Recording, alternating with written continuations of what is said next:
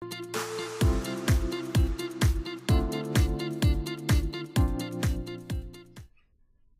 everyone, this is Austin Johns, recovery specialist and director of Return to Sport for OrthoVirginia. And today we're going to talk about hip activation.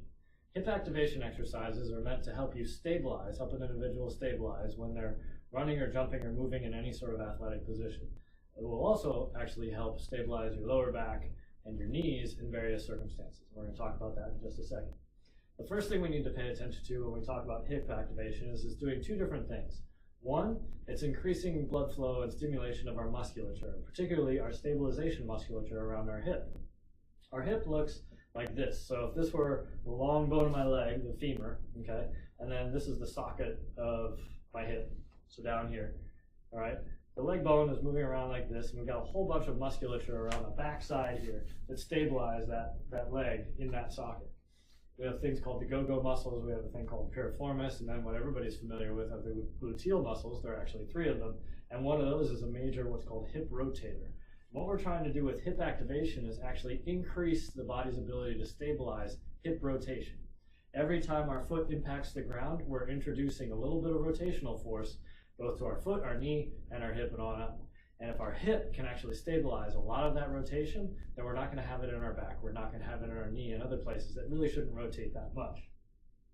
Now how are we going to do that? Well, we're actually going to put some force on the outside of our legs, and we're pretty much going to move our legs around in a lateral motion. We're working on lateral positioning here. It's something we don't think about very often, and if we're sitting down in a chair or we're walking straight forward, this is linear motion.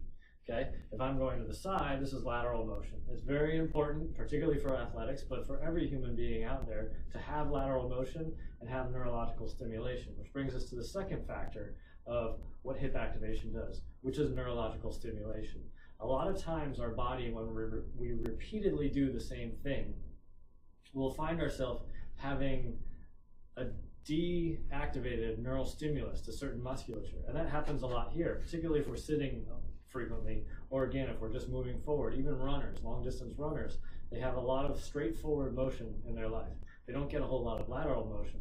So the neurological stimulus that goes to these hip stabilizing musculatures decreases. So we can do some very simple exercises to help that increase and get better over time. So we have neurological lateral awareness, and these are great preparatory exercises for running, jumping, lunging, really anything that you're going to do with the lower body. When you do this as a pre-workout or something in the beginning of your warm-up, it gets that neurological stimulation going, and it really gets those muscles firing up. So let's check out a couple of hip activation exercises. Okay, so here we are. We're going to do some hip activation exercises. And we have a couple of different implements that are going to help us do that. Remember I said in the introduction of hip activation, we're looking for resistance of lateral motion. So we need something that's sort of pushing on the outside of our legs to make this work. There are a couple of different ways to do it. We have what's called mini bands, and they come in different tensions. These are my favorite way to do it. We'll get to those in a second. There's also a standard resistance band that you'll find in a lot of gyms and other fitness centers around the country. If we go ahead and take the fitness band and we stand on it, we want to be about hip width standing on this band. Now we're actually going to cross the band over. This is going to add some resistance and some stability. The next thing I want to do is get into something of an athletic stance. Okay, an athletic stance is simply bent knees. From this position, I'm going to have some lateral force on the outside of my feet. And what I'm going to do is just try to step back and forth. Now, as I do this, I need to make sure my feet are staying straight forward. And as you do it a couple of repetitions over and over, you'll start to feel all this musculature on the outside of the hips starts to get some strain, which is exactly what we're shooting for.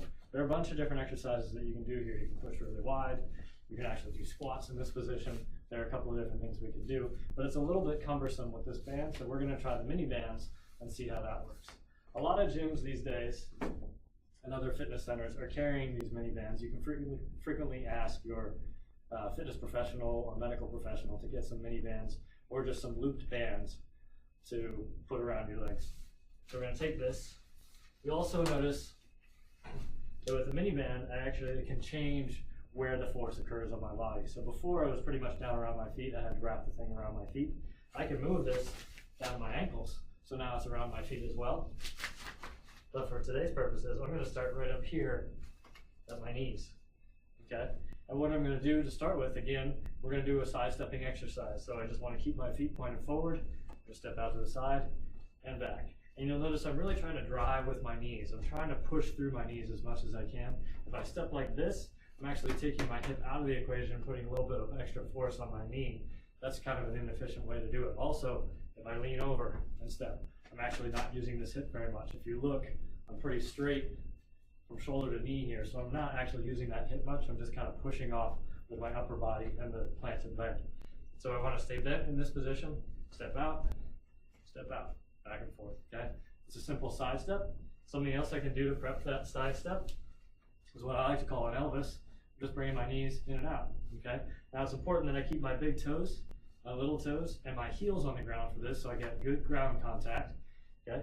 And I'm just pushing outward on all these hip rotation muscles, okay? Now if I want to get a little bit more athletic, something we do in athletics is we're going to pick our feet up and put them down. Another